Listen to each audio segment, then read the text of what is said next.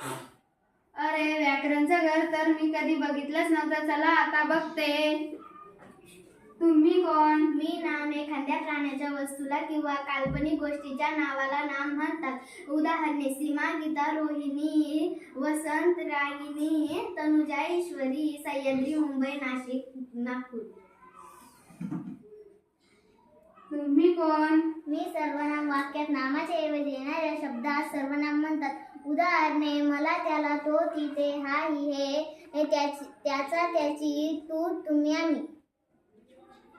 तुम्ही कोण? मी विशेषण. नामाबद्दल विशेष माहिती सांगणाऱ्या शब्दाला विशेषण म्हणतात.